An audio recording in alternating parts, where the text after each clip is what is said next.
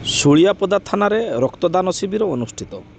ମୟୂରଭଞ୍ଜ ଜିଲ୍ଲା ଶୁଳିଆପଦା ଥାନା ପରିସରରେ ଆଜି ବୁଧବାର ଏକ ରକ୍ତଦାନ ଶିବିର ଅନୁଷ୍ଠିତ ହୋଇଯାଇଛି।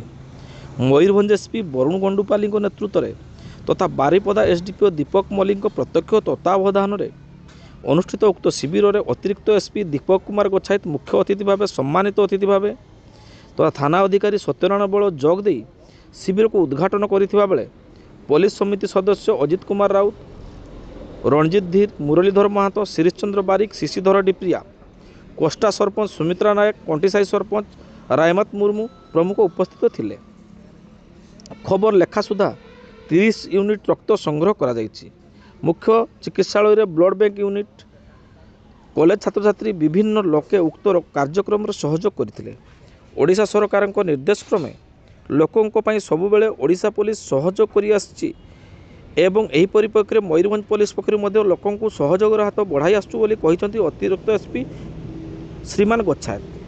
तेबे ए नहीं कौन कहते अतिरिक्त एसपी आसतु शुणा ताक मुहर।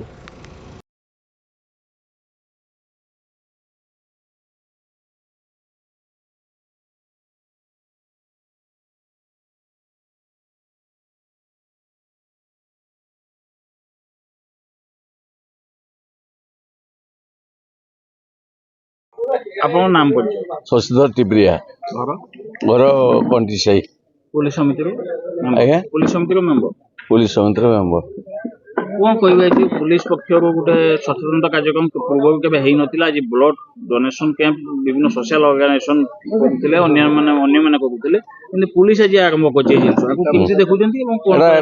बहुत कथा बहुत कथा दृष्टि गोटे पुलिस आ साधारण लोक भितर गोटे भल संपर्क न था समस्त भितर गोटे संपर्कटा सी पुलिस आम कही बोले मुई अटई पुलिस बिना मेघे सृजी पार पुलिस ये जो कथाटा थिला देखुची आस्ते आस्ते से भावना चिंताधारा नहीं पुलिस आ साधारण लोक भीतर गोटे गुड रिलेशन गोटे स्टार्ट ब्लड डोनेशन को नहीं ब्लड डोनेशन को नहीं कौन कह ब्लड डोनेशन आगु गोटे तो कौत कथा थिला कन्या सुना झील को देकरी माने गोटे बहुत पुण्य झील दान बहुत पुण्य एबे से कथा नहीं एबे होची ब्लड माने रक्तदान होची महापुण्य ए कथाटा समस्त जानी पुलिस पदक्षेप को बहुत बहुत बहुत भल कथा कारण पुलिस सहित संपर्क मोर बोधे पुलिस कार्यक्रम को नहीं नहीं मु दृष्टि देखुची एटा जेमती हमको नुआ नुआ लगुची एमती नथिला एमती कथा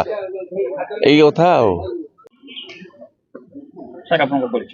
doctor Soumyaranjan Nayak blood bank officer district headquarter hospital Baripada.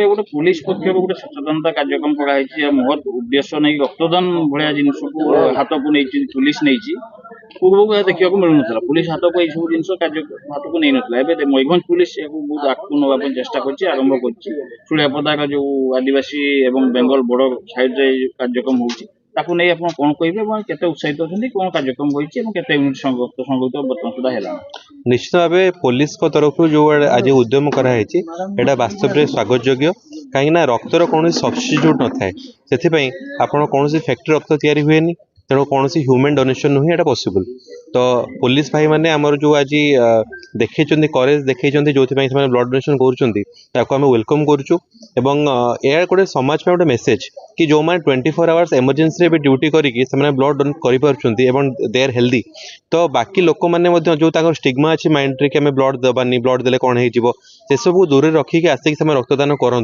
Because doctor हिसाब से कहे कि ब्लड देले देह भल ना खराब ऑब्वियसली ब्लड देले बहुत सारा बेनिफिट अच्छी कौन बेनिफिट अच्छी प्रथम है आपंकर हार्ट हेल्थ ठीक रही सर्कुलेशन आप मेंटेन रोचे आप जानते आम जो ब्लड अच्छी आरबीसी 120 बा 120 दिन जो जार डेथ हो जाए आप ब्लड देले आपंकर किसी डेड सेल भी बाहरी गले तो आप अस्थि मजा जो बोन मेरो ब्लड तैयारी होची सी आप एक्टिव रहा ता छड़ा ब्लड देले आप लिपिड प्रोफाइल मेंटेन रुए हार्ट हेल्थ ठीक रुए यूरिया क्रिएटिन यूरिक एसिड एसबू बैलेंस रुए आप गोटे फूर्ति अनुभव करती तेणु भगवान जो आमको तैयारी करमको जी दरकार से अनुसार सब अंग प्रत्यंग देते किंतु आमको जो दरकार ताठू 1.5 ରୁ 2 लीटर ब्लड आम देह एक्सट्रा अच्छी आम जब बहुत अधिका कम करे ता बाद भी 2 ରୁ 2.5 লিଟର ବ୍ଲଡ୍ ଆମ ଦେହରେ ଏକ୍ସଟ୍ରା ଅଛି।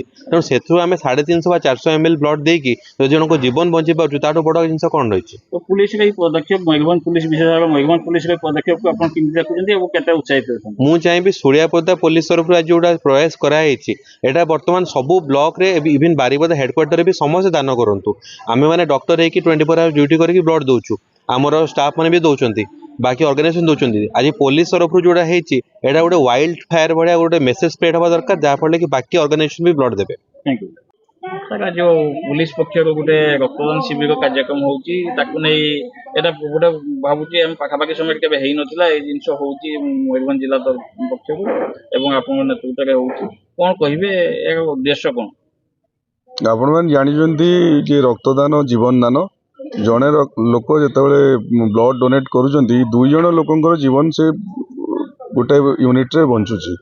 ତେଣୁ ଏସ୍ପି ମୟୂରଭଞ୍ଜଙ୍କ ନେତୃତ୍ୱରେ ଏସ୍ଡିପିଓଙ୍କ ପ୍ରତ୍ୟକ୍ଷ ତତ୍ତ୍ୱାବଧାନରେ ତଥା ଆମର ଓଆଇସି ସୁଳିଆପଦାଙ୍କର ତାଙ୍କର ଏଥିରେ ବହୁତ ଭୂମିକା ରହିଛି। ଆମେ ଯେଉଁ ବ୍ଲଡ୍ ଡୋନେସନ୍ କ୍ୟାମ୍ପ ଆୟୋଜନ କରିଛୁ, ଆମର 50 ୟୁନିଟ୍ ପର୍ଯ୍ୟନ୍ତ ରକ୍ତ ସଂଗ୍ରହ କରିବାର ଯୋଜନା ଥିଲା। ଆମର ଡିଷ୍ଟ୍ରିକ୍ଟ ହେଡକ୍ୱାର୍ଟର ହସ୍ପିଟାଲର ବ୍ଲଡ୍ ବ୍ୟାଙ୍କ ୟୁନିଟ୍ ସେମାନେ ଆସିଛନ୍ତି। ଆଉ ତଥାପି ଲୋକମାନଙ୍କ ଭିତରେ ଏତେ ଉତ୍ସାହ ଅଛି, ଆମେ ଏପର୍ଯ୍ୟନ୍ତ ଆମର ପାଖାପାଖି 27 ୟୁନିଟ୍ ବ୍ଲଡ୍ ଆମେ କଲେକ୍ସନ୍ କରିସାରିଲୁଣି ଏବଂ ଆମକୁ ଯାହା ଆଶା କରୁଛୁ 75 ୟୁନିଟ୍ରୁ ଉର୍ଦ୍ଧ୍ୱ ବ୍ଲଡ୍ ସଂଗ୍ରହ କରାଯାଇପାରିବ।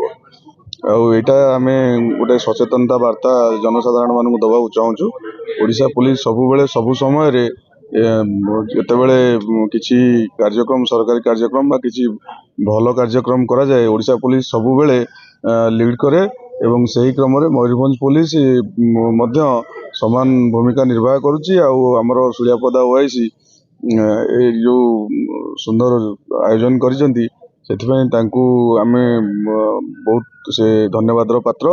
ଆଉ ଆମର ଜିଲ୍ଲାରେ ମଧ୍ୟ ଅନ୍ୟ ଥାନା ମାନଙ୍କରେ କିଛି କିଛି କାର୍ଯ୍ୟକ୍ରମ ଆୟୋଜନ କରାଯାଇଥିଲା। ଗତ ମାସରେ ଠାକୁରମୁଣ୍ଡା କରିଥିଲେ, ଆଉ କରଞ୍ଜିଆ ବି କରିଥିଲେ। ଆଉ ଆମେ ଆଶା କରୁଛୁ ପୁରା ମୟୂରଭଞ୍ଜ ଜିଲ୍ଲାରେ ଏଇ କାର୍ଯ୍ୟକ୍ରମ ଜାରି ରହିବ ଏବଂ ଆମର ଯେଉଁ ସଦର ସବ୍ ଡିଭିଜନ ଅଛି, ସଦର ସବ୍ ଡିଭିଜନରେ ମଧ୍ୟ ଅନ୍ୟ ଥାନା ମାନଙ୍କରେ ଖୁବ୍ ଶୀଘ୍ର ପର୍ଯ୍ୟାୟକ୍ରମେ ଆମର ବ୍ଲଡ୍ ଡୋନେସନ୍ କ୍ୟାମ୍ପ ଆୟୋଜନ କରାଯିବାର ଯୋଜନା ରହିଛି। Thank you.